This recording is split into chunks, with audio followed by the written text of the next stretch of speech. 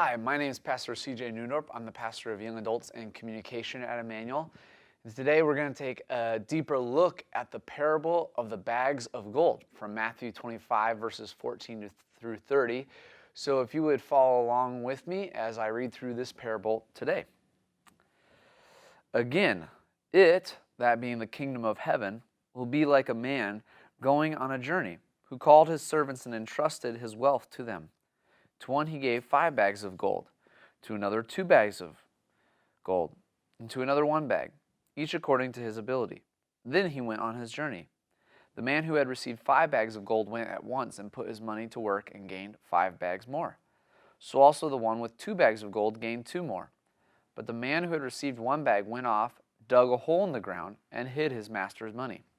After a long time, the master of those servants returned and settled accounts with them. The man who had received 5 bags of gold brought the other 5. Master, he said, you entrusted me with 5 bags of gold. See, I have gained you 5 more. His master replied, well done, good and faithful servant. You have been faithful with a few things. I will put you in charge of many things.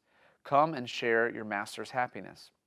The man with 2 bags of gold also came. Master, he said, you entrusted me with 2 bags of gold. See, I have gained 2 more. His master replied, well done, good and faithful servant. You have been faithful with a few things. I will put you in charge of many things. Come and share your master's happiness.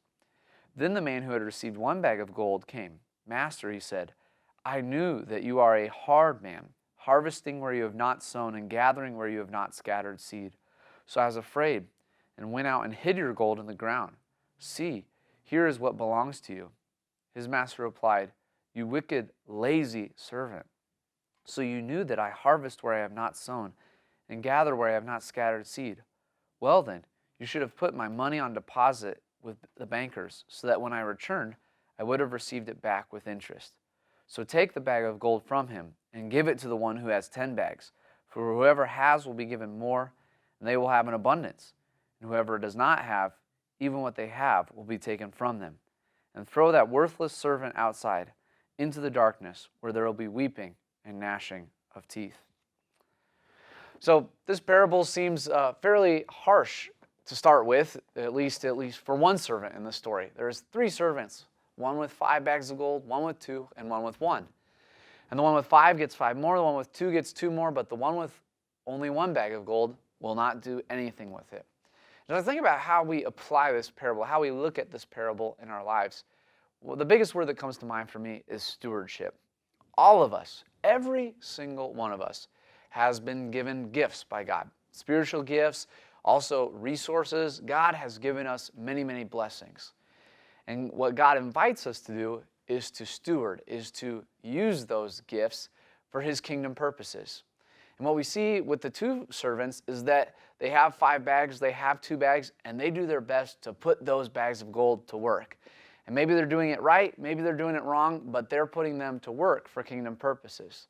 But then we have a 3rd servant. And there's a few things that I think about in my life when I look at the 3rd servant. The first is, this servant considers his master to be a hard man. And I think sometimes there's people in the world, and sometimes even myself, that I can think of God in that sort of way, more disciplinarian, harder, that I have to prove myself to God or please Him in some way. But what Jesus shows us in this parable is that this servant has the wrong view of his master. All his master asked him was to try, to give it his best attempt at making something out of what he had given him. And he had mischaracterized God's character. When I think about this, one of the things that comes to mind for me is actually art class when I was in elementary school. Art teachers aren't after masterpieces when you're in elementary school. We'll put it that way.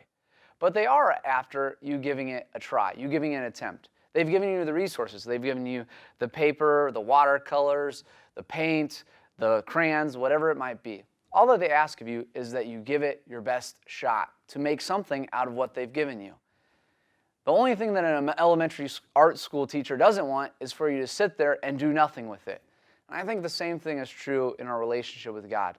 Sometimes I sit and I think and I worry about whether I'm using the gifts that God's given me, the resource God's given me in the exact right way. And what this parable reminds me is that there isn't an exact right way. What there is a faithful way. A faithful way of saying, God, you've given me something.